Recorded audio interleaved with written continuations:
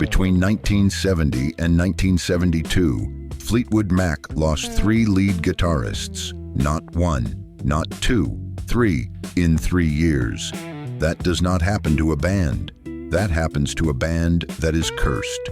Peter Green, the founder, the genius, the man B.B. King called the sweetest tone, walked away in May 1970 and gave everything away. That was Volume 1. This is what happened next. And what happened next was worse. 9 months after Peter Green left, Jeremy Spencer, the slide guitarist, the Elmore James disciple, the man who had been with the band since its first gig, vanished. Not metaphorically, literally vanished. The band was on tour in Los Angeles in February 1971. Jeremy went out for a walk before a gig. He did not come back. The band called the police. They searched for days.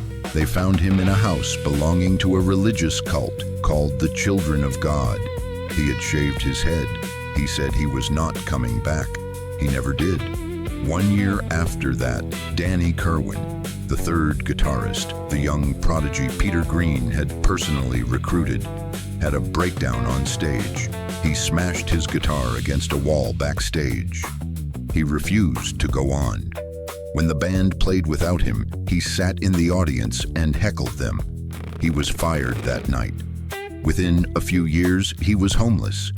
He spent decades on the streets of London. He died in a care home in 2018 at 68. Most obituaries did not mention that he had once been in Fleetwood Mac. 3 guitarists, 3 years. 1 walked away and gave everything to strangers. 1 walked into a cult and never came back. 1 smashed his guitar and ended up on the streets. Any one of these would have ended any other band in history. Fleetwood Mac did not end. Mick Fleetwood and John McVie, the rhythm section, the 2 men whose names were actually on the door, refused to stop. They kept hiring guitarists. They kept making records. They kept touring. The question this video answers is, how?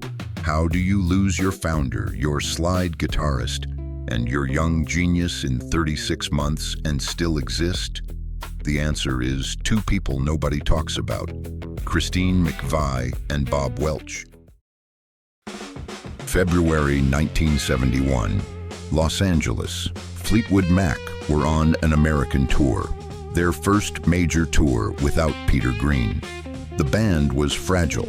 They had replaced Peter with a new guitarist, but the chemistry was wrong. The audiences were smaller, and everybody knew that the man who had made the band great was at home in England growing his fingernails. Into this fragile situation walked Jeremy Spencer, the one original member who should have been the most reliable, and who turned out to be the most unpredictable. Jeremy Spencer had always been the eccentric one.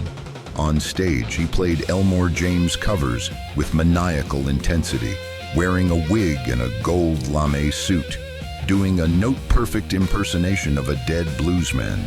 Off stage, he was quiet, private, difficult to read. Nobody in the band knew what he thought about anything that was not Elmore James.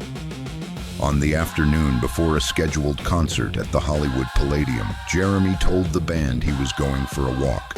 He walked out of the hotel. He did not come back. The band waited, then they worried, then they called the police. For 3 days, nobody knew where Jeremy Spencer was. Mick Fleetwood and the band's manager drove around Los Angeles looking for him. Peter Green, who had left the band 9 months earlier, flew from London to help search. They found him in a house in downtown Los Angeles belonging to a religious group called the Children of God. Jeremy had shaved his head. He was wearing white robes. He told Mick Fleetwood that God had called him and that he would not be returning to Fleetwood Mac. He was calm. He was certain. He was gone. He never came back to the band. He has lived as a member of that religious community, now called the Family International, for over 50 years. He occasionally records devotional music under his own name. He has never given an interview about why he left.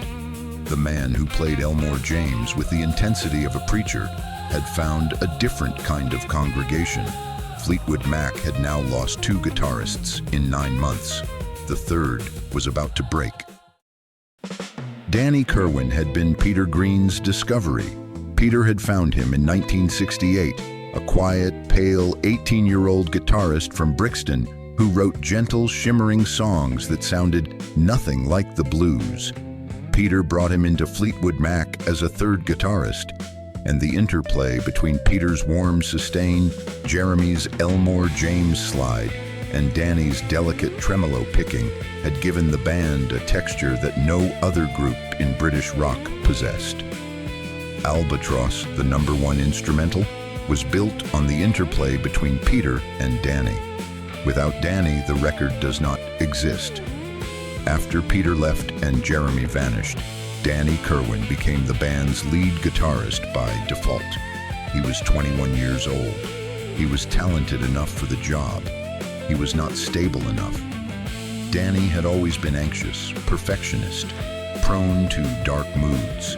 Now carrying the weight of a band that had lost its 2 other guitarists, the moods became worse. He drank. He became increasingly difficult in the studio, demanding take after take, rejecting his own work, unable to accept that anything he played was good enough. The breaking point came on August 19, 1972, backstage before a concert. Danny had been drinking. An argument started. Danny picked up his Gibson Les Paul and smashed it against the backstage wall until it broke. Then he refused to go on stage. The band played the concert without him. Danny sat in the audience and shouted abuse at his own bandmates while they performed. He was fired the next morning. He was 22 years old. He had been in Fleetwood Mac for 4 years. Within a few years of being fired, Danny Kirwan was homeless. He lived on the streets of London for the better part of 2 decades. He slept in doorways and shelters. He was occasionally recognized by music fans who could not believe that the man sleeping in a Brixton shop doorway was the guitarist from Albatross. Nobody in the music industry helped him. Nobody from the band publicly intervened. Danny Kirwan died on June 8, 2018, in a care home in London. He was 68 years old. Mick Fleetwood posted a tribute calling him a wonderful guitarist who contributed enormously to the band. The tribute did not mention the decades of homelessness. Danny Kirwan is the lost member of Fleetwood Mac, the one whose name is on the records but not in the story. By the end of 1972, Fleetwood Mac had lost Peter Green, Jeremy Spencer, and Danny Kirwan, 3 lead guitarists in 30 months. The band had no identity left. The blues era was over. The psychedelic era was over. The gentle Danny Kirwan era was over. What was Fleetwood Mac now? The answer came from 2 people the world has largely forgotten. In the Fleetwood Mac story, Christine McVie and Bob Welch.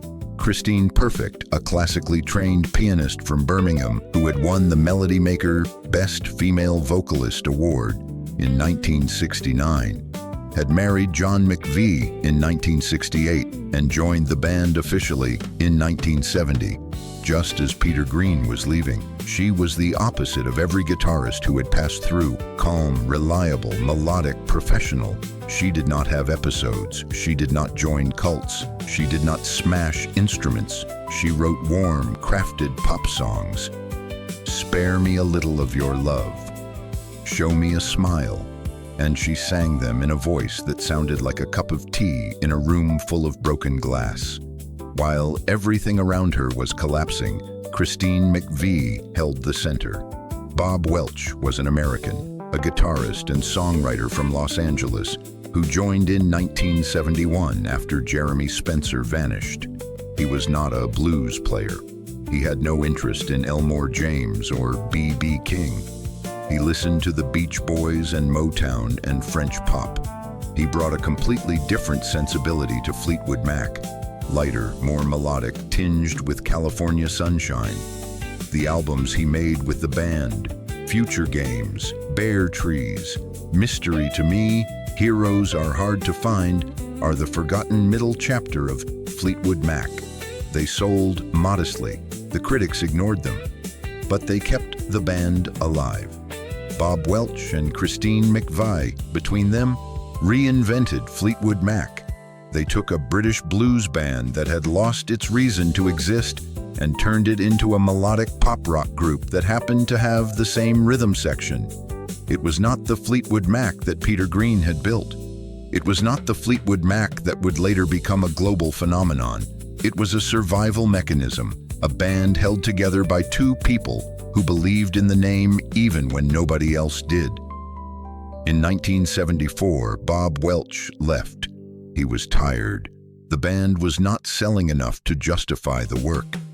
Christine stayed, but there was no guitarist again. Mick Fleetwood, the drummer, the one constant, the man whose name was literally on the door, started looking.